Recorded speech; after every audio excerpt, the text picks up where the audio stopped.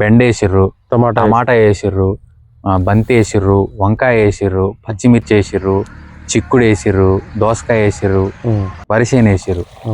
ఇన్ని రకాలుగా మీరు సాగు చేస్తున్నారు. మీకు బాగా అంటే తక్కువ పెట్టుబడితోని ఎక్కువ లాభం వచ్చిన పంట ఏదన్నా? తక్కువ పెట్టుబడితోటి ఎక్కువ లాభం వచ్చేది ఒక బెండకాయ, ఒకటి బంతి, ఒక దోసకాయ. ఓకే, ఈ మూడు అయితే తక్కువ పెట్టుబడి లాభం ఎక్కువ.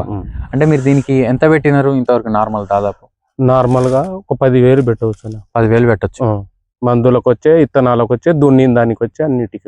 ఇది అరెకరం పెట్టిరు. అరెకరం. సీడ్ ఎంత పడ్డది మనకి? విత్తనం ఎంత పడ్డది? అరకిలో పడ్డది. అరకిలో పడ్డది. రేట్ ఎంత?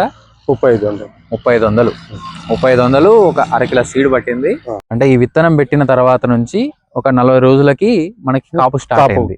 ఫస్ట్ కాపు తీసినప్పుడు ఎన్ని బస్తాలు తీసిరండి? అంటే ఒక బస్తా 20 కేజీలు. ఎన్ని బస్తాలు తీసిరు? 40 కిలోలు 2 బస్తాలు తీసిరు. 2 బస్తాలు తీసిరు.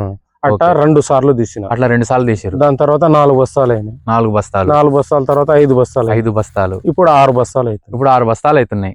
6 బస్తాలు అంటే 120 కేజీలు అవుతుంది. 120 కేజీలు. 120 కేజీలు అంటే కేజీకి 50 చొప్పున అంటారు కదా మీరు.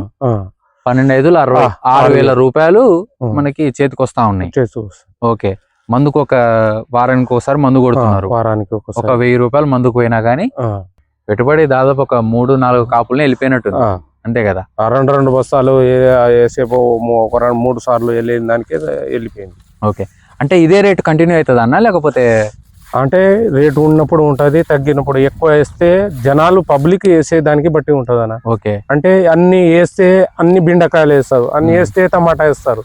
అవి కొన్ని వేసుకుంటే ఈ రైతులకు లాభసాటు. కమర్షియల్ గా పండించాలంటారు.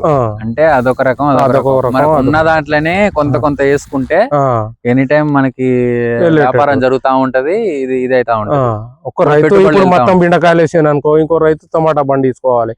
కానీ ఆయన బెండకాయలు వేస్తున్నాడు, నేను బెండకాయలు వేసేతలకి ఆడపోయి రేట్లు డిమాండ్ ఉంటలేదు, మనకి రేట్ ఆటోమేటిక్ గా తక్కువ అయిపోతుంది. ఓకే, మామూలుగా 120 రోజుల పంట ఇది. 120 రోజుల పంట అంటే మనం స్టార్ట్ అంటే మొత్తం మనకి 30 నుంచి 40 కోతలు వస్తాయి, అంతే కదా? మొత్తం మీద మనకు 30 నుంచి 40 కోతలు వస్తాయి. మంచి లాభం వస్తుంది అంటారు. ఓకే.